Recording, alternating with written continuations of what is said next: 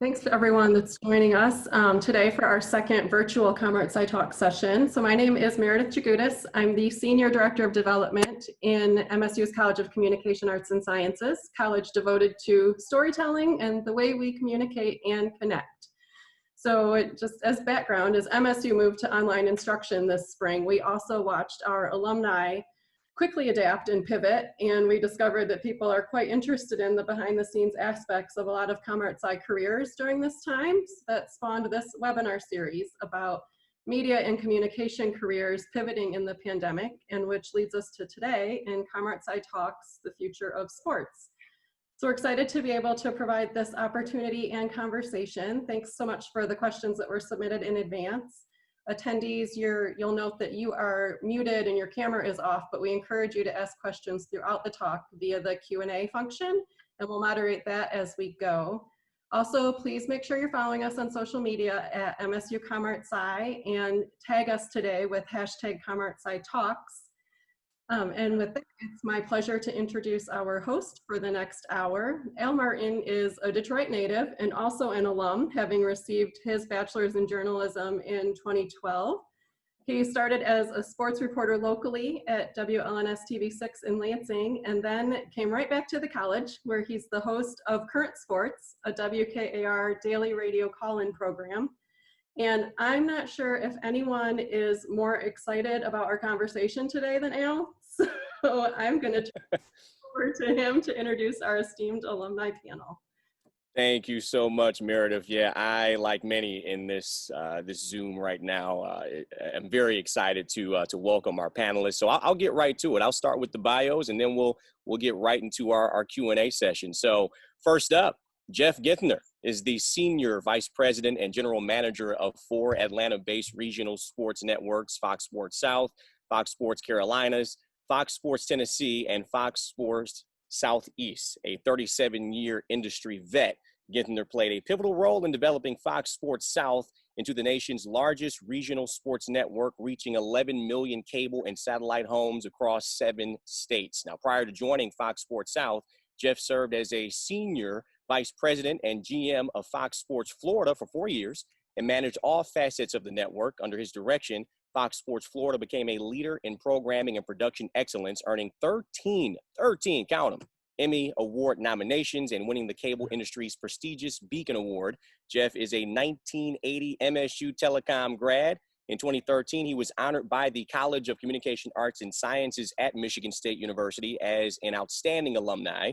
He currently serves on boards for the MSU College of Communication Arts and Sciences, Cumberland Academy of Georgia, After School All-Stars, and the Atlanta Sports Council. In 2017, Sports Business Journal named Jeff as a power player in the regional sports industry. So, Jeff Genthner, thank you so much for joining us, Jeff. And that's all the time we have today. Thank you, ladies and gentlemen. And that's it. We've got all right. it down. I know, right? Very long, but hey, thank you so much, Jeff. All right, Jason Hellman is up next. He was named the basketball chief of staff and team counsel in 2017 after having spent the prior 12 years of his career with the NBA's Cleveland Cavaliers on the business side, most recently as senior VP/general counsel. He is responsible for negotiation and execution of player and staff contracts, assistance with management of the team's salary cap, player and staff immigration matters, trade, free agency strategy and execution, compliance with NBA rules, and general administration of the team's basketball operations and liaison with the organization's business operations. Now, prior to law school and continuing through his days in private practice, Jason was a sportscaster on television and radio in the Detroit area. He is a 1994 grad of the Michigan State University School of Journalism and a 01 grad of the Wayne State University School of Law in Detroit. Hillman resides in Ohio with his wife Meredith and daughters Caitlin, Morgan, and Devin. Thank you so much for joining us as well, Jason. You out?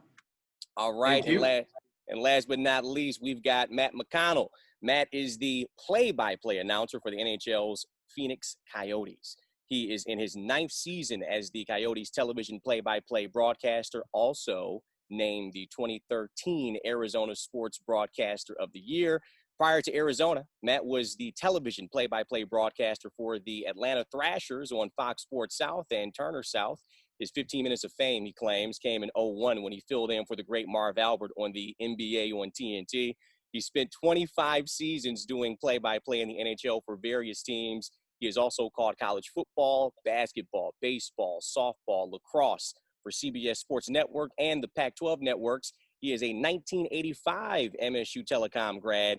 And I want to throw this in there as well. He has also started a podcast called Sports Booth, the tagline being empowering young play-by-play broadcasters with sound advice from experience, which is a great tool for college kids out there. It's available on all podcast platforms, including Spotify, Radio Public, and Anchor. Soon it will be coming to Google Podcasts and Apple. So plug right there. Welcome to the chat here, Matt. Thank you so much, man. Thank you. All right, I'll start here. What has been the most challenging part of the pandemic for you personally and professionally? We'll start with Jeff. Wow. So, professionally, we're in the business of televising sports, and it is completely shut down. And, I think the most important thing from the very first day, and I remember that Thursday morning after the NBA on Wednesday night realized that, they canceled the game. There was a couple games that were in progress. And we had an all-staff meeting. And that morning we said, by the end of business Friday, everyone's working from home. We don't know what the future holds. Many of us who've been in the industry a long time have been through a labor dispute in one league or another. But this shut everything down across the board. And it just made it so difficult. And you didn't know, we're human beings. We like certainty. We like to know what we're dealing with so that we can formulate a plan. And it's been impossible to do that. I mean, even today, we can't formulate a plan until we fully understand, when sports return and under what conditions it return. So for me personally, like all of us, you are passionate about what you do. You're very invested in your staff, and, you want to fix things. You want to put a plan together. And it's just, it's almost 2 months now of not being able to do that. I think we're toward the end of it, but as more information flows, there's probably more questions that need to be asked. So. What about for you, Matt, the most challenging part of the pandemic personally and professionally? Well, I had a conversation with our head coach, Rick Tocchet, not too long after it began. And I asked him, what's the hardest for you? And it turned out to be kind of the hardest for me as well, as just the unknown. To play? Are you going to shut down? Is this it until training camp? Will training camp start on time? What's the future going to look like? And that I have to admit, that was unsettling. I think the news that we've gotten in the last few days, especially on the hockey front, now that the NHL has moved on to phase 2, it gives you hope that maybe there's that light at the end of the proverbial tunnel, and that we'll get playing again. I tend to agree with Jeff. I think we're kind of moving towards that area, but it's been tough. At one point in our house, my wife, she's a financial analyst. She is working out of the house.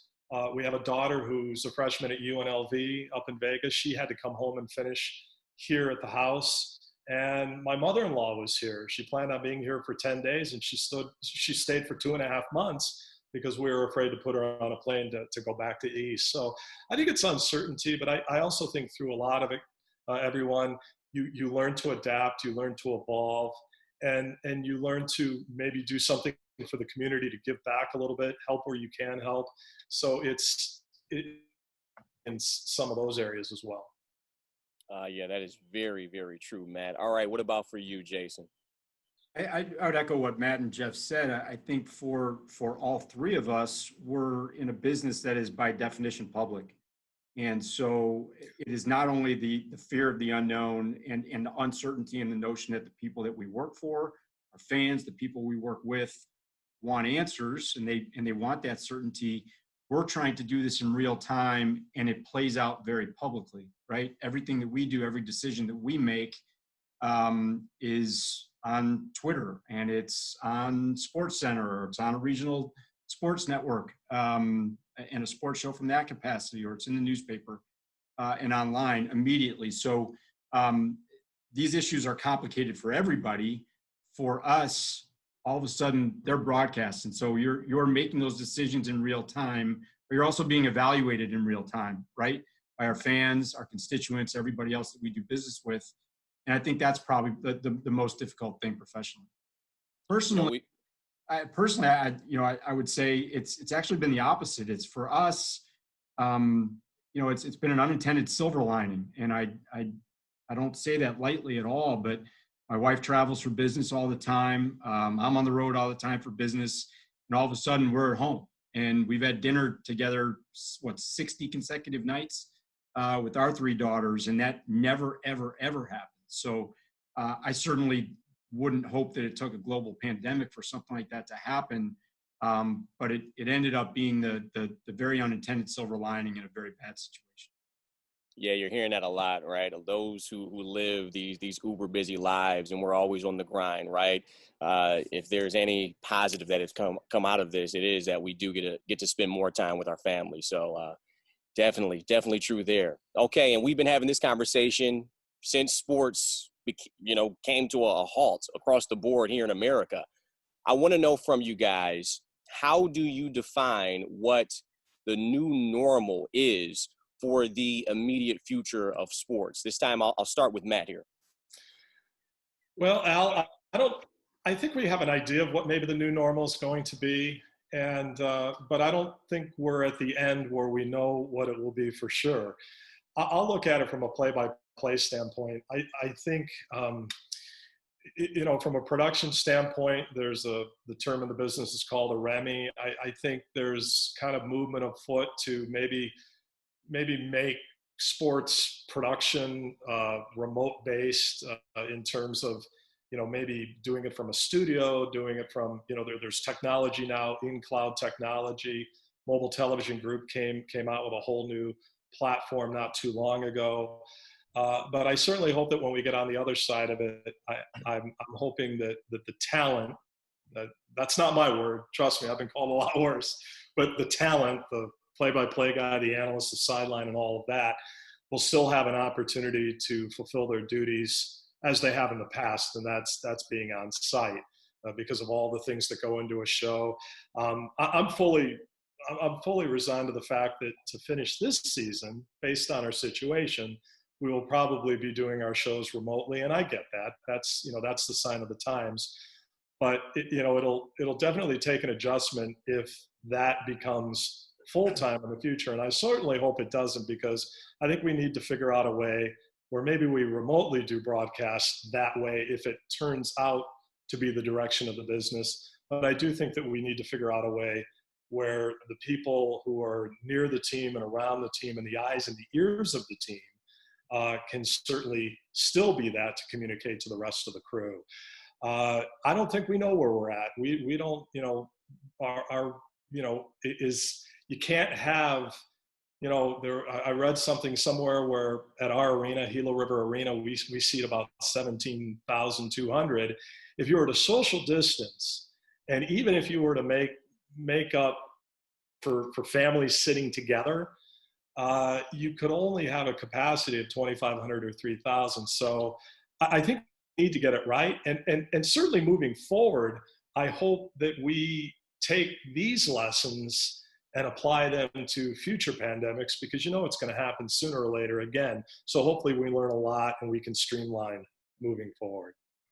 What about for you, Jeff? I know you guys are having those kind of conversations over at Fox Sports. How do you define what the new normal is for the immediate future of sports? Yeah, I don't think we're even close to understanding the new normal. I think the very first step is the return of sport. And, as it relates to, and we'll get into this, I'm sure, in the next, remaining hour here, hockey yesterday, their plan is to have the 12 teams in the East and the 12 teams in the West each play their respective games in one hub city. So I think there's 10 cities that are being looked at to house all the Western Conference games and a separate city to house all the Eastern Conference games. And what will happen most likely is there will be an entity, whether it's ESPN or NBC or whoever, and they'll provide what we call a pool feed, and they'll provide, clean pictures and natural sound. And to Matt's point, he'll be sitting in a studio somewhere, and looking at a wall of monitors, and he'll be calling the action far away from whatever arena that is. And I don't think that's the new normal. I mean, now, admittedly, it has been done for quite a long time. The World Cup on Fox Broadcast Network last year or 2 years ago, whenever it was, a lot of the early round games were done that way, where announcers are sitting in the Fox lot in Hollywood, or Century City rather, and they're calling feeds from across the world on screen. But I don't see that ever being the normal for the NHL, the NBA, Major League Baseball, because we are so about storytelling and capturing emotion and all those things. So I think what Matt speaks of is the REMI, we call it at-home productions, which is really in our studio, is the intermediary step. One thing about sports production is we love the big events. If you look at Fox, always trying to do the next big thing. So I don't think there's a long-term plan to go simple and sterilize a telecast. I do think that's the first step of returning, but I don't think that's the new normal. Last thing I'll say about that is,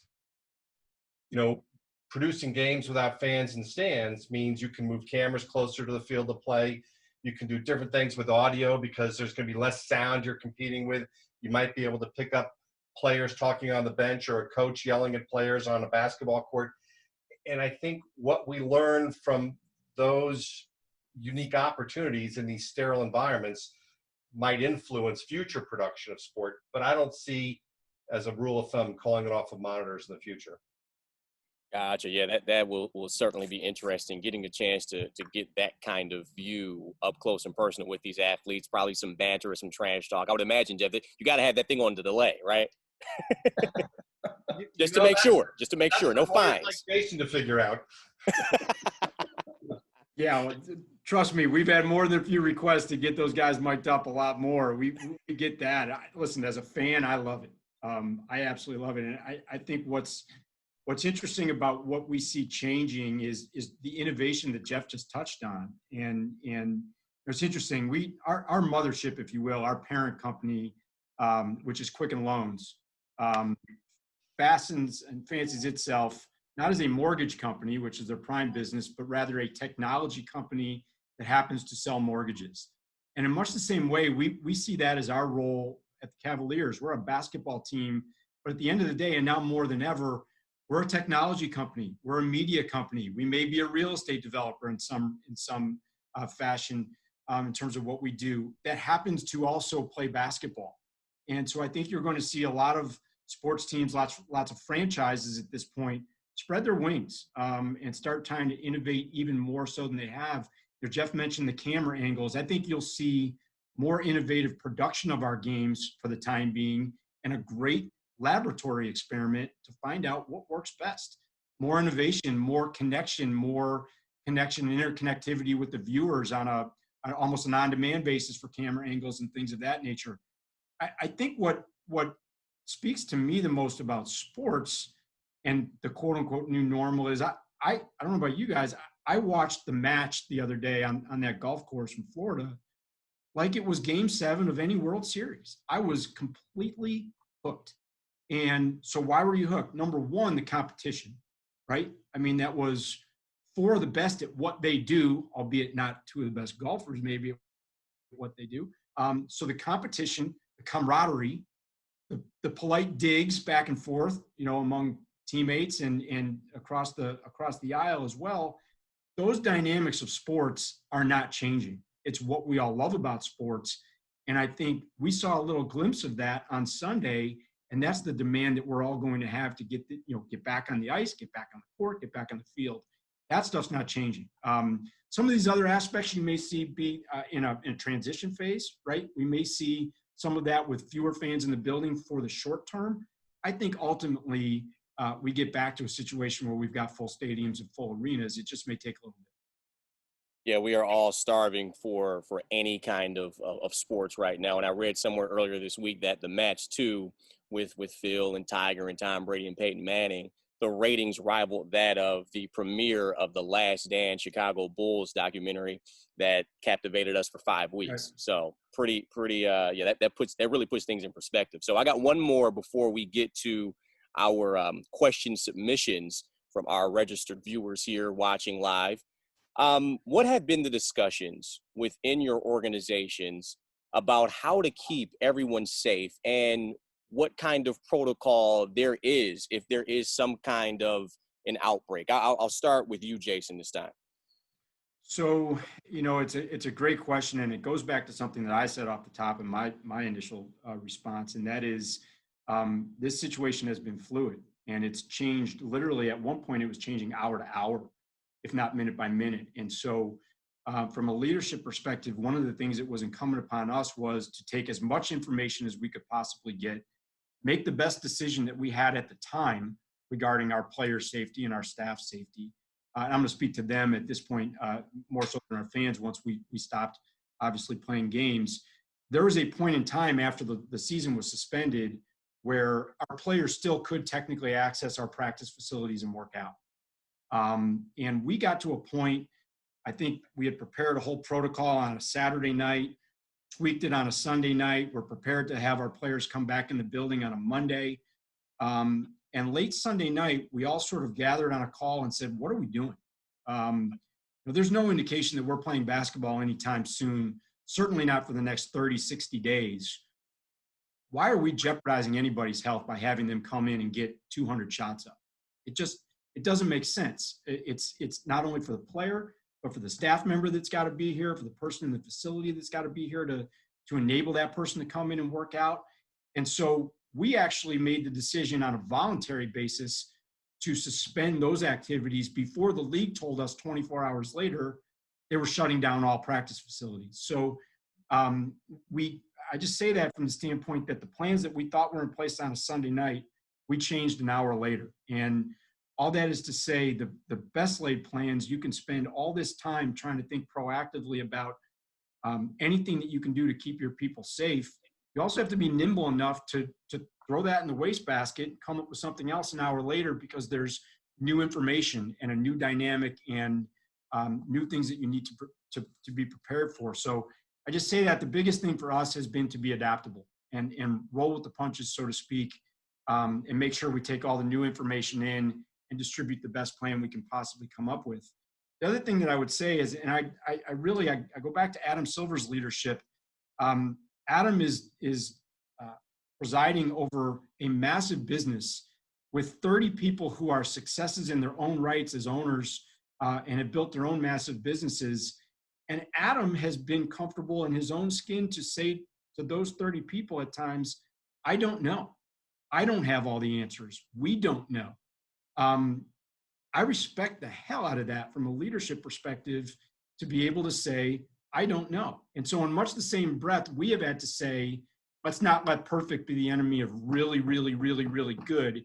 Let's be comfortable telling our people, we don't know either. And so we're going to come up with the best possible plan based on the information that we have and be ready for us to tweak it the next day if something else comes down the line. What about for you, Jeff? What kind of conversations are you guys having in that regard? So the very first day after the NBA, had the outbreak, I want to say it was a Wednesday in March, Jason, but the 18th, right. I think it was, or something like that. 13th, I think. Yep. 13th, and we had an all-staff meeting the next day, and we said, all right, work from home. We could see sports were shutting down, and I remember pulling my staff together at an all-staff meeting at 9 o'clock the next morning, that Thursday morning. And I said, the most important thing right now is the golden rule of healthcare and safety. And the golden rule is, do unto others as you would have others do unto you. Well, that now extends to not only protecting your health, but being mindful to protect the health of others. Because what we knew that morning was 50% of people that tested positive for COVID were actually asymptomatic. And in our business, there's a lot of young people. And there's a lot of young people who could be symptomatic who didn't even know it. And, for some of us older folks that work in the office, it's not just about your health. I'm depending on you to protect my health. That morning, I think we had 3 or 4 production crews in distant cities because we do 3 NBA teams, 2 NHL teams. I think we had the Hurricanes were in Canada. I forget where the Hawks were, whatever. So our next biggest concern was getting those people home, getting them safe, getting them quarantined, because that those very first few hours, you really did not know how widespread this was. And what you did know is a lot of people that have it were asymptomatic.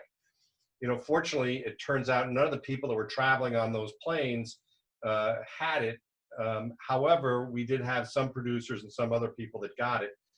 Some had a relatively, I use the word relatively, good recovery, but some said it was brutal. I mean, it was brutal. And I know one person in Detroit was severely hospitalized, I think, in an induced coma, working for our sister station in Detroit. So safety has always been the first thing. Looking forward, there's going to be significant changes in how we do production.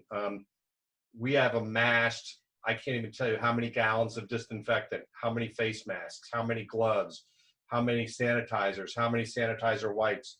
We have custom measured and are ordering plexiglass wall dividers for tight workspaces. As Matt and Jason know, a production control room, you have a producer and a director and a technical director sit almost elbow to elbow. Whether it's in a control room or in a TV truck, there's now going to be a plexiglass wall between them. Headsets that used to get shared by everyone, thrown into a box. We just spent $15,000 buying everyone their own set of headsets. So now you don't share them communally. You have your own and you take them with you and you bring them to you. And so those types of practices, which frankly are good practices, have been introduced, and there'll be more. But it's, I am very proud to say our company, and people know our history, we're still Fox branded, but in the last 24 months we were sold to Disney and then sold again to Sinclair Broadcasting. And Sinclair Broadcasting actually acquired the Fox branded regional sports networks last August. Think about that. They acquire us in August, and 7 months later, the world of sports shuts down. And they've been unbelievably fantastic in protecting not only the jobs and the welfare of the employees, but first and foremost, the safety of the employees. Same question for you, Matt. Yeah, I think all those are great points by Jeff, and I want to go back to touch on something that Jason talked about in terms of fluidity, in terms of the game plan and the ability to change. I think that's one of the reasons that Gary Bettman, when he announced phase 2 yesterday for the NHL, he, left dates off, because this is still a very fluid situation. I think from the Coyotes standpoint, they'll probably piggyback a lot of what the National Hockey League has done in terms of standards and tailor them to our arena, our fans. I think some of the early challenges when fans come back is the ingress and egress. If you maintain the 6 feet, that's going to take a very, very long time to get fans in and out. But I think the NHL, it's online. You can look it up. Their whole memorandum outlining phase 2, I thought was tremendous. I remember 2 days ago, I was reading and I'm thinking to myself, geez, I would have never thought of that. I would have never thought about that. Well, that too, so there's, first and foremost, it's the safety of the fans. It's making sure that we can get them into an environment where they can enjoy the game and feel safe. And not only the safety issue, but I think the psychology of knowing that when you go back to the arena, you're going to be safe. Now, from a broadcaster standpoint, Jeff was bringing up the partitions. That's all very legit. I'll give you an example of our situation at Gila River Arena in Glendale. Our booth, we have a camera person. We usually have an A1 hanging around. We've got our stage manager who's in close proximity. My stats guy sits to my left, and Tyson Nash, our analyst, sits to my right. And we're well within 6 feet of separation as it stood prior to the break. Now, a lot of those games at home, Tyson will go down and be between the benches. Will that even be allowed? Will that be a concern? Maybe it's a concern coming back with all of the players there. Maybe Tyson would have a personal concern doing that. So I think that's all going to be interesting. And Jeff is spot on, like when it comes to headsets and things like that. I've got a wonderful stage manager here in Arizona. She sprays everything down. She sanitizes it. It's It's a big part of her preparation, and so we've been fortunate there. So all the little things, all the way up to the big things of getting fans in, making them feel safe, and making sure that they're safe. The one thing that I think we have going for us is from the NHL model, it's let's get the players back and ensure their safety and all the personnel that are going to whatever hub city it is. And I think we will there's enough runway to really come up with some good, solid, significant policies leading into next season. So we have time on our side. But again, like Jason said, we're going to have to be very nimble, and it's going to be very fluid. Yeah, I would add to Matt's comment, things you just simply take for granted. The walk-off interview at halftime, whether it's football, basketball, whatever, where, the sideline reporter that Jason was, years ago when he worked for me, and he wore a shirt and tie at the time. His job was to put a stick mic in a player's face and ask him a question about what just happened. I think that is you're not going to see that for a long time. I really do. I think, there's going to be a buffer around getting that close to players. It might be with a 6-foot wand and a mic on the end of it, but you may not see for a long time, the Holly Rowe, walk-off interview, coach tell me this, leaning in for the answer because the arena is loud. I mean, all those little things are all being revisited. Without a doubt, there are going to be many, many changes, and going to be interesting to see how they play out over time. All right, I want to get into our question submissions provided by all of our wonderful, wonderful viewers out there. Thank you guys so much. And I want to start here. This question comes from Jim, and he's got a question for Jason. How could liability insurance be a hurdle for teams or leagues trying to open arenas and facilities? How could this affect fan attendance and engagement? And would there be league-wide coverage, or is this handled individually, state by state, for each team and league? So that's a loaded question, Jason. We'll just kind of comb through it. Go ahead. So a lot to unpack there. It's a great question. I think it started with a couple of the principles. So most leagues, most teams have league-wide insurance for aspects relative to their operation of their arenas for games. I don't want to presume what the NHL has in match sport, but in basketball, we have a separate insurance provider that handles anything associated with our NBA games, and then separate coverage for example, a concert that would come through Rocket Mortgage Fieldhouse, or an American Hockey League game, or something of that nature. You then have to separate what is going to be the different state by state. So you're going to have an individual patchwork of state by state laws and rules and regulations, including potential immunity for businesses related to COVID.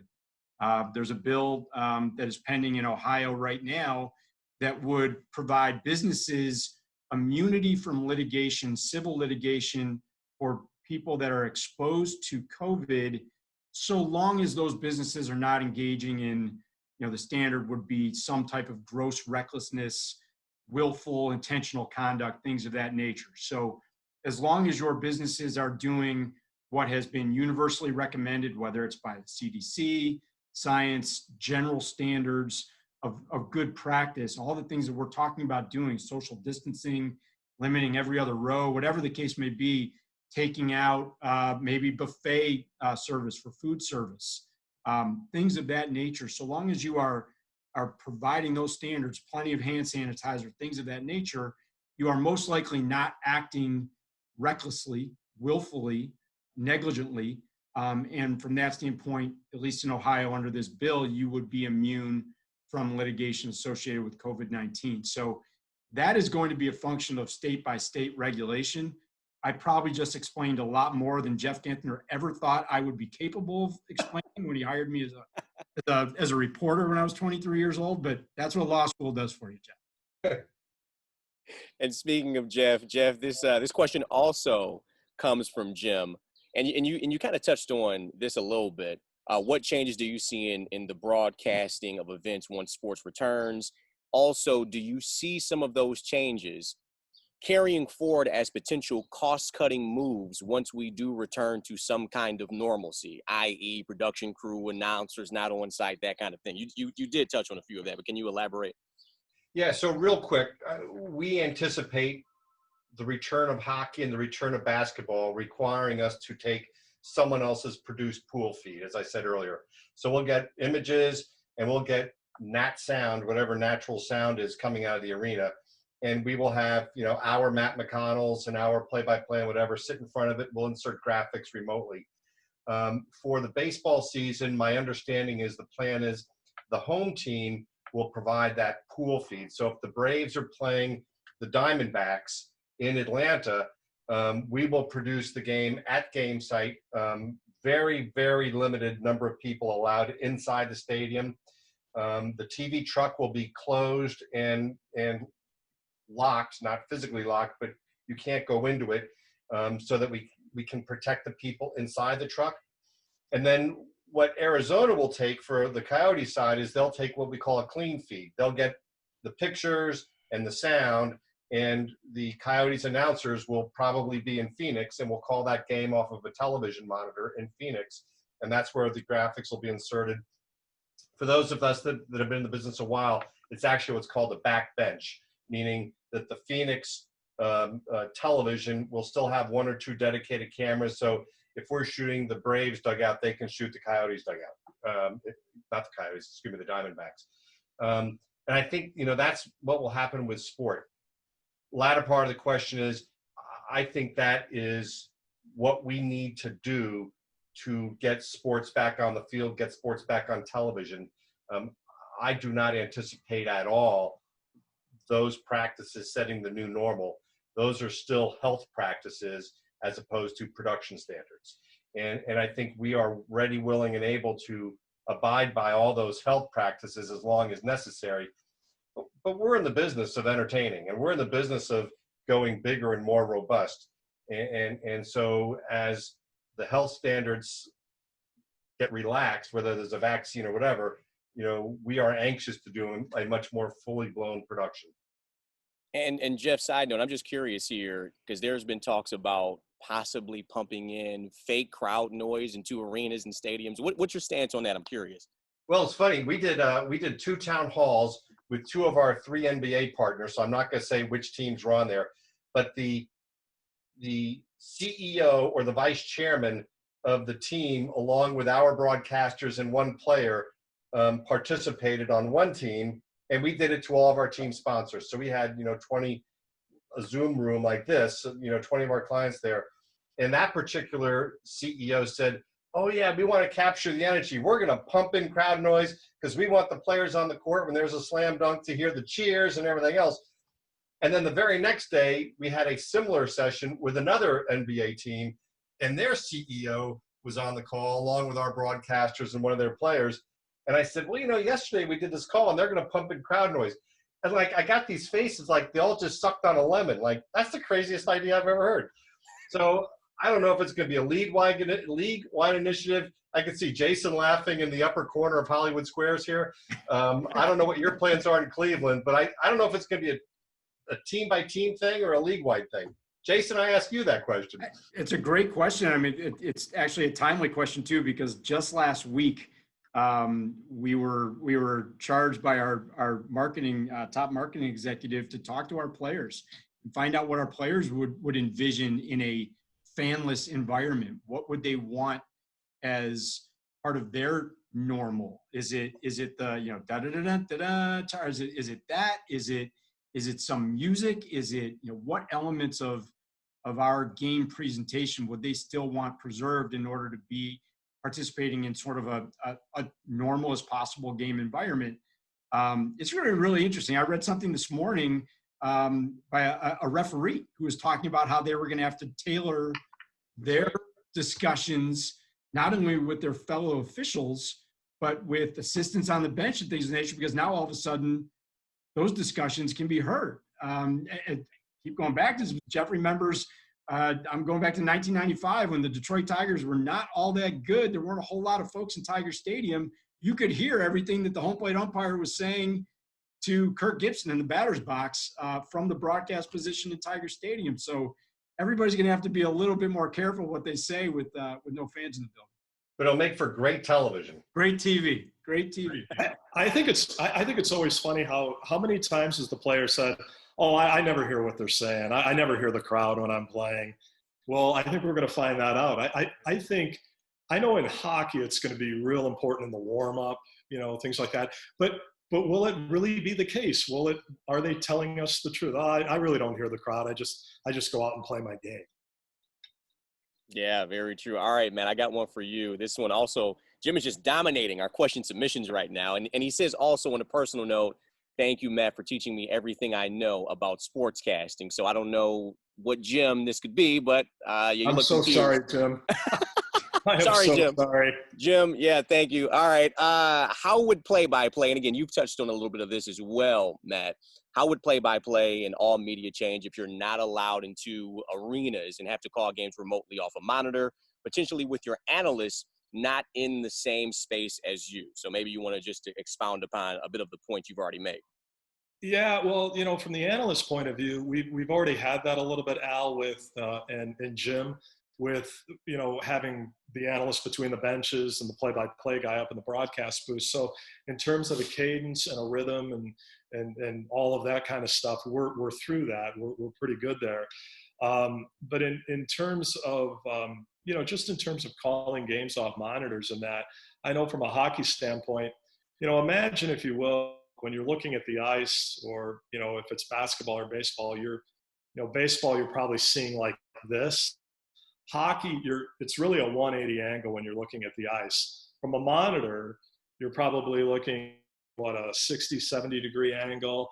One of the thoughts that we had, my game producer for the Arizona Coyotes, he said, he asked me, if we call let's say the games are in Vegas or somewhere and we're doing them remotely, would you have any interest in calling them from your home broadcast booth and having us raise the arena scoreboard up to the level of the booth and use that as your main monitor to call the games?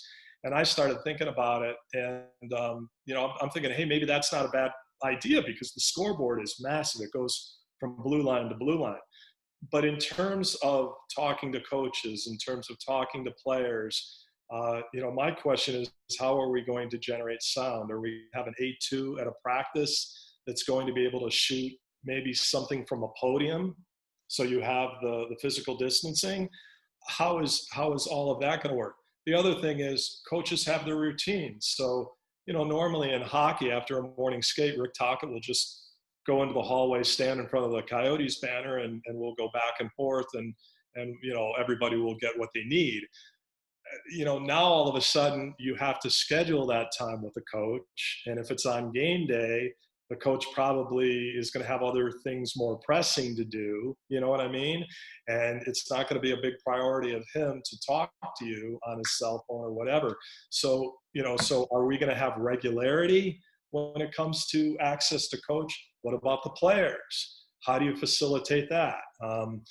Some players are a little more standoffish. Some players go right from the morning skate to the meal to the nap, So I think all those things, bottom line, it'd be harder, but all things considered, I think you have to figure, well, okay, we're back playing. That's a good thing. Could be a lot worse. And, it's great to hear Jeff's comments about, the future.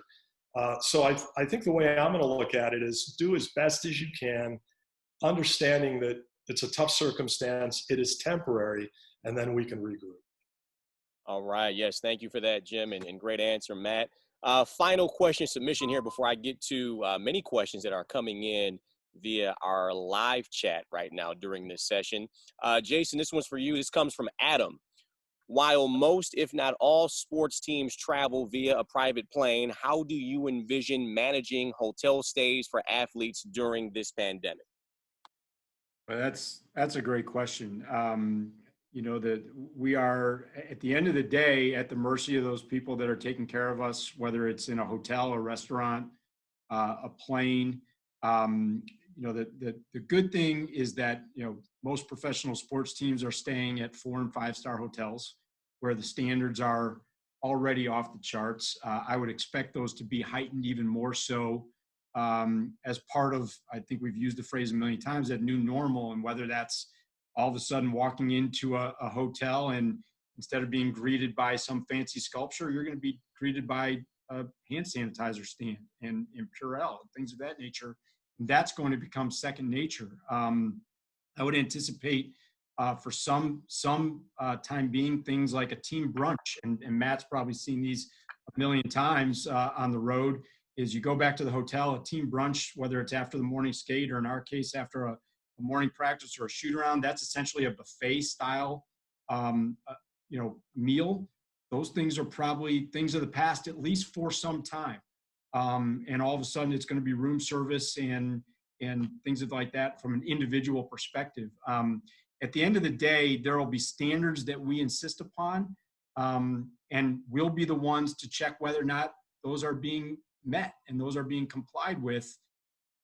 And all of a sudden there's competition out there like anything else. And if we feel like someone is doing it safer and doing a better job of maintaining that as the highest standard, then we'll choose that. And maybe all of a sudden for the time being, it's not the nicest location, it's the one that keeps us the safest. I would see that being at a premium for the next 12 to 18 months. All right. Yes. Great answer there, Jason. Okay. I want to get to, we're getting many questions coming in, courtesy of our live chat here. I'll start with one that comes from Anthony. This one was for you, Jeff. What about esports? How will they factor into this? Please elaborate. Thank you sincerely. I'm curious, have you guys had any conversation about esports? I know it's becoming a bigger and bigger thing as time moves along here, Jeff. So interesting, in our telecasts, our television rights production with the NBA or the NHL teams, we don't do esports. In fact, the NBA has their own esport league set up. And my understanding is that has been going anyway, hasn't it, Jason? I don't think there's been no stoppage of the esports leagues. It has. That's my understanding as well. I'm less involved in that day to day, certainly, but that's my understanding as well. There's some aspects to that league. In fact, we were on a 2K broadcast last week where all of a sudden, the eyeballs were on us. So that has continued. There's aspects of esports that set up nicely as an alternative for this. There are other aspects to it that were shut down as much as a traditional stick and ball sport, which is no fans in an arena or a practice facility and limited access to something like that. So there are some aspects to the esports that have been tailored back no differently than the rest of us, but other aspects enable it to go forward. I don't touch it that much, but I would not anticipate of all the things we've talked about, that would be one that I think you could safely manage a continuation. Certainly. Okay, I'll leave the rest of these they're not tailored to a specific panelist, but so I'll kind of leave it open, and you guys chime in where you see fit. Outlook for fall or winter college sports. This question comes from Clint. Thank you, Clint. Anybody want to tackle that? I'll jump on it because we are a rights holder with the ACC, and so we stay close with the ACC. I think the big issue that all colleges are dealing with right now is, will students be on campus in the fall quarter? And what does that look like? You can't have athletes come back to campus if the campuses are closed and the dorms are not open. So I think, that's a real tipping point. I've heard scenarios where, the college football season could very well be a spring season next year. And so if you go to Clemson, that's not a bad thing. If you go to Michigan State and you're playing football in February, it changes your world quite a bit. And but I think it's, there was a notice that came out yesterday from the Power 5 conferences, and they typically set the TV times for the first 3 weeks of the football season by June 1st. And in this joint announcement, it said they are postponing such an announcement until a to be determined later date. So it's very possible fall sports or college sports roll back, but I think it's all tied to our campuses open or not. And I think the president of another university about 45 minutes away from the one that we all know and love so much was on record a couple of days ago saying, as a matter of fact, if students are not on campus in the fall, there will be no athletics. And I think he's spot on. Yep. And I know the college university system in California, they've already gone ahead and said no students through December. So, I'm almost wondering if that could have a trickle down effect within conferences. my daughter being at UNLV, I've started to follow the Mountain West a little bit. So, you know, Fresno State's in the Mountain West. How does that affect their participation and the trickle down to other schools in the Mountain West? It'll be interesting. Certainly. All right. Tom has a question for you all. He says, broadcasting games from studios sounds like Back to the Future. Ronald Reagan recreating baseball broadcast 80, 90 some years ago. His question, even if fan attendance is limited to 25% or so, have teams considered how to handle the fans that don't wear masks and think the pandemic is a hoax? We all saw the scenes from Lake of the Ozark parties this past weekend. What about alcohol fueling fan confrontations or celebrations? These are all things to consider. Anybody want to tackle that? I think from the team side, I'll jump in real quick. I get back to my comment about, you know, the leagues having a bit of a lengthy runway, because the whole theory is we come back with no fans, but eventually when fans come back, you know, that's going to be down the road. You know, I think teams, and I don't know if Jason agree with me on this or not, but the fact that teams will have the lengthy runway and be able to see what it looks like, what the landscape looks like, that you know, that's going to actually be a positive out of all of this. I think you're spot on, Matt. Is everybody, if they're doing their job, is going to school on what everybody else is experiencing through this. You know, it's interesting that the notion of how teams will respond if people are not doing what's recommended or not properly socially distancing or wearing masks, things of that nature. You know, we've all seen on social media pictures of whether it's, you know, people in a crowded pool or at a restaurant. You know, I was frankly guilty of it last week, which was one of the first weeks that the weather had finally broken here in Ohio, and that some establishments were able to reopen. And you're a little bit guilty of reacting to maybe that one picture on Twitter or social media that shows, you know, people not properly distanced at a bar or a restaurant. What you don't know is maybe what the management's reaction to that scene was a minute and a half later, right? And trying to remedy that. And, you know, so I think it's incumbent upon a venue operator to make sure they're being vigilant, to make sure they're being proactive, reactive appropriately when they see a scene like that to you know, remedy it. And if you're not doing that, then you're not doing your job, and you can't reopen safely. It occurs to me, at the risk of sounding the least bit political on this, all these remedies that we're talking about, hopefully the dynamic is somebody will accuse us of overreacting, right? Like that the notion of masks and distancing and, you know, every other row in an arena and timed arrivals and departures, things like that, all these measures that we never thought in a million years would have been necessary. I would love it if 6 months from now proved to be fodder for someone to say that was too much. It was an overreaction because we saved lives. The cases dropped. The infection rate dropped.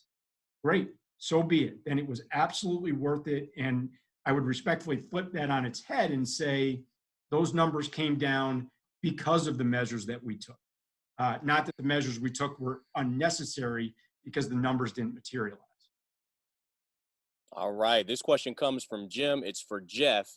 What scheduling difficulties could arise if the NBA starts the 2020-2021 season in December and that season runs through mid-August? That's a very good question that very few people ask, and we're terrified. And I'll be honest with you. Our network here, as I said earlier, we do 3 NBA teams, 2 NHL teams. We do the Braves. We do a WNBA team. We do an MLS team. And if the adjustment of all these schedules all of a sudden create a period where everything coincides at the same time, it's going to be very difficult. Under normal conditions, pre-COVID, March through usually mid-April, we called, pretty politically correct, busy season, because everything was going on. And there might be a night where we have 7 live events we're producing at one particular time between all these teams. And it is extremely taxing on resources and people. Now, if you broaden that that busy season to be 2 or 3 months, you impact the availability of technicians, because people that work on an NBA game or an NHL game, they're working on a Braves telecast or a soccer telecast. TV trucks, there are only so many TV trucks, so our NBA TV truck might be our Braves TV truck, or our NHL TV truck might be an MLS TV truck. And now you have this compressed overlap of events. There's things like transmission, transponders in the sky, and fiber optic pads and things like that. Yeah, when this first came down in March, we got on that issue right away, because as these schedules get prolonged and all of a sudden you create these overlaps, it's a very real issue. All right, we have about 4 minutes left. Jim has a quick follow-up to that, Jeff. How could that change the value of each television contract? If you're a team owner, it doesn't. If you're a sports network, you say, well, we're killing ourselves for you when you say it does. I think the lawyer for the Cavaliers will say, it doesn't change a darn thing. You're televising the game, you pay us the rights fee. So no, and I say that sarcastically. It doesn't. You buy the event, you pay for the event. Okay, now with 3 minutes left, I wanted to give you guys, first off, thank you, Jason. Thank you, Jeff. Thank you, Matt. And thanks to everybody who registered and hopped in during this hour. It has been enlightening, to say the least. But before we sign off, I do want to give the opportunity for all three of you to just give some final remarks on where we're headed in the sporting world, and anything you want to say to anybody right now live. Jason, we'll start with you. Thanks, Al. I would just say this. There's a reason why all of us chose the careers that we chose. Some of us chose an initial one right out of undergrad and then veered hard left. And I didn't think I was going to law school at any point, but was really fortunate to be able to marry the two, in my broadcast background and then my legal background to end up where I am today. But in all seriousness, I would go back. This is a relationship-driven business. And our owner, our chairman, is fond of saying relationships are the basis of all real wealth. He means that literally and figuratively. I would just say publicly, and to the person to my upper right here on Hollywood Squares, Jeff Genthner hired me out of undergrad as a 22-year-old kid. And the fact that I can sit here on a webinar today, 20-something, almost 30 years later, as a professional colleague and also be introduced to Matt and to the rest of you guys, is something I don't take for granted. That's sports. That is power of sports, and something that you simply don't find to the same degree and with the same passion in anything else. I think that trumps everything, and that helps us get through something like we're getting through. And I look forward to the process and then certainly being on the other end of it. Matt. Well, this has been terrific. Al, thanks for being such a great moderator. And I want to thank all the people behind the scenes at MSU ComArtSci. I really had a ball. Jeff, it was fun connecting with you again. I miss Atlanta. It's one of the great cities in our world. The sports there is tremendous. Jason, it was great getting to know you. My wife has Cleveland connection. She's a John Carroll grad. Okay. So it's kind of a whole 360 here. But I think this is great. I think these forums are wonderful. It makes you proud to be a Spartan. I've been very privileged over the last 25 years to do what I love. Somebody told me one time, do what you love. I think that Michigan State is a tremendous university in that regard, and in so many other ways as well. I hope everybody, if you're young and you're aspiring to be a sportscaster, check out the podcast, check out Sports Booth. It's got some good information. I'm not going to tell you how to be a broadcaster, but I'm going to tell you some of the things that might be along the way for you to kind of look out for. But guys, thank you so much. We'll get through this, and I hope to see the Cavaliers and all those great teams in Atlanta, and Coyotes on the playing field, not to mention the green and white, right? Right. Got to get the green and white back on the field. They're coming out west this year. They're coming to BYU. So we got to be on time, right? I got to go up to Salt Lake and see them play. Preach on, Matt. We're all starving right now for some Spartan football, basketball, all sports, right? Thank you so much, Matt. And last but certainly not least, my man, Jeff. Al, yeah, thank you. Jason, great to see you as always. Matt, great to see you. Everyone out there in the ComArtSci and Michigan State universe.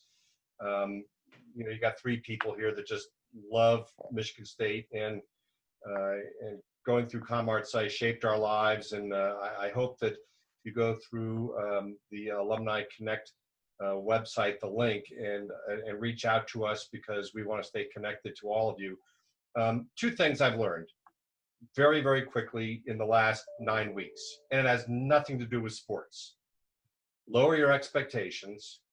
Don't be so judgmental if things aren't exactly how you want them to be. And sort of along the same lines, radically increase your nimbleness, because none of us have been through this before. And you're going to be so disappointed if your expectations are high or your ability to adapt is low. You need to really reevaluate that. We're all trying to get through this. This is not, this thing that we're dealing with doesn't care about your age, your race, your religion, your social economic status, none of that. We are all susceptible to it. And you know, everyone is trying to do their darn best. And you know, I guess I'll end by saying, you know, what I said to us earlier, which is, you know, if you practice nothing else, practice the golden rule of healthcare, which is not only look out for your health, but remember you have a responsibility to look out for someone else's health.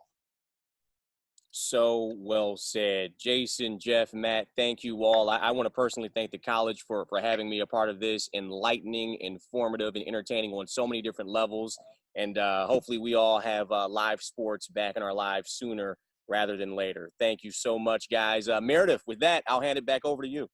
Yeah, thanks, Al. Just a quick wrap up, and actually extra thanks to Jeff for the shout out to MSU Connect and reminding people to go out there and check out our mentoring platform and other ways to get involved with ComArtSci. But thanks so much to Al and all 3 panelists today, and to our audience as well. We appreciate you joining us. And we're looking forward to providing you with future ComArtSci talks. So next week, we are visiting What's Brewing with several alumni from the beverage industry. After that, we're going to do a deep dive into production, I think across news, sports, and entertainment, and continue this series throughout the summer. So watch your inbox for follow-up email and some more coming attractions, and feel free to share your thoughts and opinions with us. And with that, I'll just end it with a good go green. Go White. Go White.